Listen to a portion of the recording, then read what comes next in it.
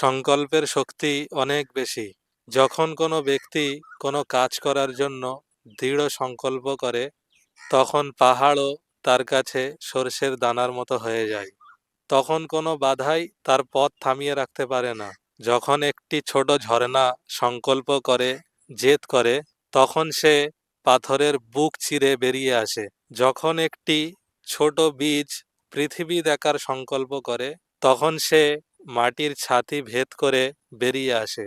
মানুষের মনে অসংখ্য শক্তি নিহিত আছে। এই সমস্ত শক্তির মধ্যে সংকল্পই হলো সর্বশ্রেষ্ঠ। সংকল্প অসম্ভবকেও সম্ভব করে তুলতে পারে। সংকল্প মানে কি? সংকল্প মানে হলো মনের জোর, দৃঢ় বিশ্বাস, দৃঢ় সিদ্ধান্ত, জেদ, প্রতিজ্ঞা। ঠিক এরকমই দৃঢ় বিশ্বাস এবং সংকল্পের একটি আকর্ষণীয় কাহিনী আপনাদের সামনে তুলে ধরেছি। মুঘল সম্রাট শাহজাহান তার প্রিয়তমা স্ত্রীর স্মৃতির জন্য বানিয়েছিলেন পৃথিবীর অন্যতম শ্রেষ্ঠ নিদর্শন তাজমহল। 20,000 শ্রমিক আর 22 বছরের পরিশ্রমে তৈরি সেই তাজমহল আজ ভালোবাসার প্রতীক। কিন্তু আপনি কি জানেন, ভারতের বিহারে এমন একজন দরিদ্র দিনমজুর ছিলেন, যার কাছে শাহজাহানের মতো অঢেল ধনসম্পদ ছিল না, ছিল না হাজার হাজার শ্রমিকের বাহিনী। তবুও তিনি তার স্ত্রীর প্রতি ভালোবাসার টানে তৈরি করেছিলেন এমন একটি নিদর্শন, যা তাজমহলের চেয়ে কোনো অংশে কম নয়। তার নাম দশরথ মাঝি, দ্য মাউন্টেন ম্যান, যাকে পৃথিবী আজ দ্য মাউন্টেন ম্যান নামে চেনে। মুঘল সম্রাট পাথর আনিয়েছিলেন তাজমহল সাজাতে, আর দশরথ মাঝি পাথর কেটেছিলেন তার স্ত্রীর মৃত্যুর প্রতিশোধ নিতে। এই গল্প কোনো কাল্পনিক উপকথার নয়, এটি এমন এক মানুষের গল্প, যার জেদ আর ভালোবাসার কাছে আস্ত একটি পাহাড়কেও হার মানতে হয়েছিল। চলুন দেখি কিভাবে এক জোড়া নিঃস্ব হাত বদলে দিয়েছিল গয়া জেলার মানচিত্র, এবং পাহাড়ের দম্ভ গুড়িয়ে দিয়ে হয়ে উঠেছিল এক অমর প্রেমের নতুন উদাহরণ। কেন দশরথ মাঝি এমন কাজ করেছিলেন, বিস্তারিত জানবো আমরা এই ভিডিওতে। তাহলে চলুন ভিডিওটি শুরু করা যাক। বিহারের গয়া জেলার একটি অখ্যাত গ্রাম গেহলোর। চারপাশে ধূসর শুষ্ক জমি, আর গ্রামের ঠিক পাশেই মাথা উঁচু করে দাঁড়িয়ে আছে এক বিশাল গেহলোর পাহাড়। এই পাহাড় শুধু মাটি আর পাথরের ঢিবি ছিল না, এটি ছিল গেহলোর গ্রামের মানুষের জীবনে আসা যাওয়ার পথে এক যমদূত, যে পাহাড় মানুষের জীবন কেড়ে নেয়। সেই গ্রামে থাকতেন দশরথ মাঝি নামের এক দিনমজুর ব্যক্তি। 1959 সালের গ্রীষ্মের এক দুপুরে দশরথ মাঝি তখন দিনমজুরের কাজ করছিলেন পাহাড়ের উল্টো দিকে এক জমিদারের জমিতে। তার স্ত্রী ফাল্গুনী দেবী প্রতিদিনের মতো দুপুরে স্বামীর জন্য পোটলাই বাঁধা খাবার নিয়ে পাহাড়ি পথ বেয়ে আসছিলেন। পথটি ছিল সরু এবং আঁকাবাঁকা। একটি করুণ তীব্র চিৎকারের শব্দ শোনা গেল। ফাল্গুনী দেবী, যিনি সেই সময় গর্ভবতী ছিলেন, পাহাড়ের ঢাল থেকে পা পিছলে গড়িয়ে পড়লেন। তার মাটির কলসি ভেঙে চুরমার হয়ে গেল, আর তার শরীর ক্ষতবিক্ষত হলো। কোনো মতে রক্তাক্ত অবস্থায় তিনি খুঁড়িয়ে খুঁড়িয়ে স্বামীর কাছে পৌঁছালেন।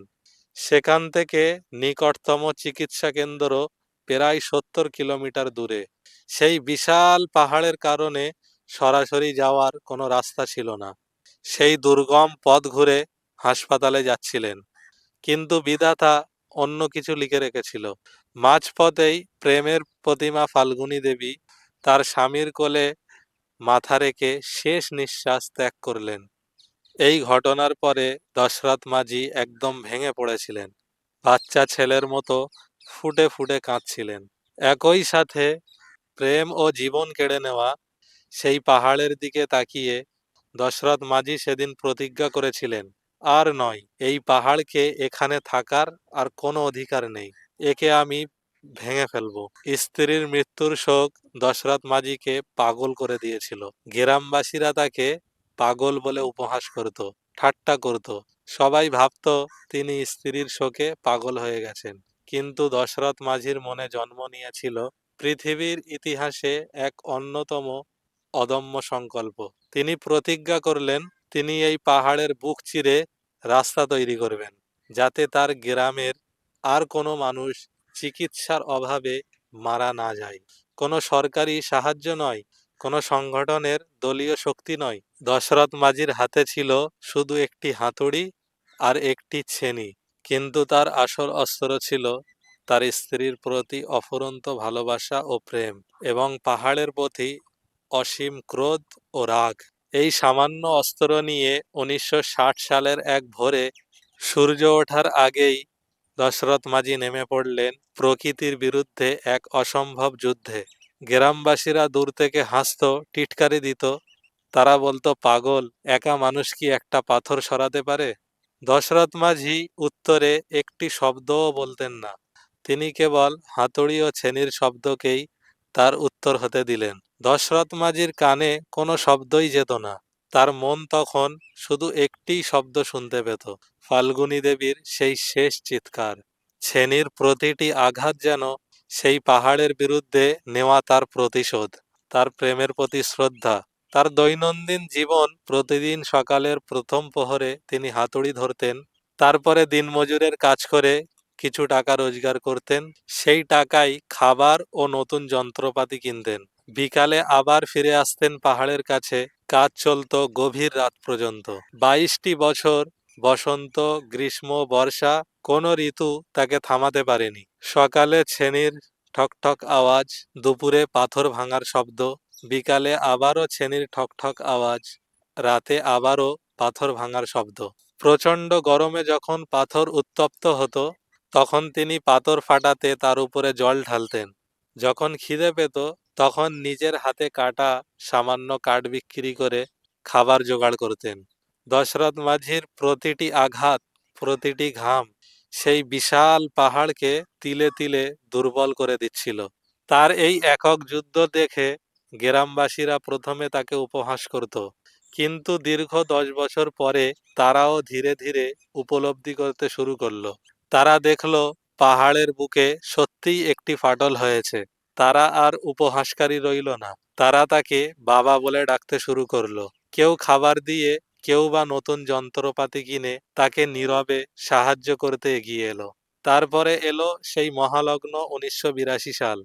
পৃথিবী তা দেখলো যাকে তারা অসম্ভব বলেছিল। দীর্ঘ 22 বছরের অবিরাম পরিশ্রমের পর দশরথ মাঝি শেষ পাথরটিতে আঘাত করার পরে একটি বিকট শব্দ করে পাথরটি সরে গেল, আর সূর্যের আলো পাহাড়ের একদিক থেকে আরেক দিকে এসে পড়ল। পাহাড়ের বুক চিরে বেরিয়ে এলো 110 মিটার 360 ফুট দীর্ঘ, 9 মিটার প্রশস্ত এবং প্রায় 7.5 মিটার 25 ফুট গভীর একটি পথ। এই পথটি গয়া জেলার আতরি ও ওয়াজিরগঞ্জের ব্লকের দূরত্ব 70 কিলোমিটার থেকে কমিয়ে মাত্র 15 কিলোমিটার করে দিল।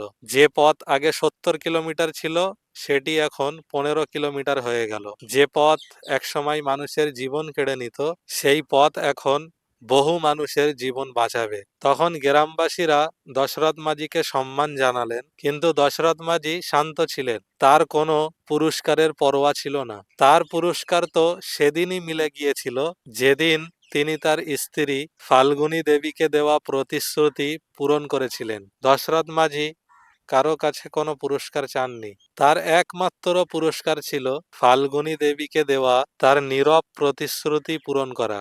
দশরথ মাঝির এই কাহিনী শুধু একজন শ্রমিকের পাহাড় কাটার গল্প নয়, এটি মানব ইতিহাসের এক বিরল দলিল। ভালোবাসা, জেদ এবং সংকল্পের শক্তি প্রমাণ করে। তার জীবনের এই কাজ আমাদের শিখিয়ে দেয় যে এই পৃথিবীতে এমন কোনো জিনিস নেই যা মানুষের অদম্য ইচ্ছা আর দৃঢ় প্রতিজ্ঞার সামনে চিরকাল মাথা উঁচু করে দাঁড়াতে পারে। আজ এই পথটি দশরথ মাঝি নামেই পরিচিত। তার এই কিংবদন্তি কাজ তাকে অমরত্ব দিয়েছে। তিনি আর কেবল একজন সাধারণ দিনমজুর মানুষ নন, তিনি হলেন মাউন্টেন ম্যান, পাহাড় কাটা মানুষ। এক জীবনে দশরথ মাঝি প্রমাণ করে গেছেন, যদি আপনার ওয়াই প্রশ্নটি প্রেমের মতো শক্তিশালী হয়, তাহলে আপনার কিভাবে হাউ কাজটি সম্পূর্ণ হবে তা কোনো বাধা দিতে পারে না। তার সেই অমর বাণী আজও ধ্বনিত হয়, जब तक तोड़ेंगे नहीं तब तक छोड़ेंगे नहीं। যতক্ষণ না ভাঙবো না ততক্ষণ না ছাড়বো না। ভিডিওটি ভালো লেগে থাকলে বন্ধুদেরকে শেয়ার করে দিন। আমাদের একটি ভিডিও তৈরি করতে অনেক পরিশ্রম করতে হয়, তাই লাইক ও সাবস্ক্রাইব করে দেবেন। দেখা হচ্ছে আবার একটি নতুন ভিডিওতে।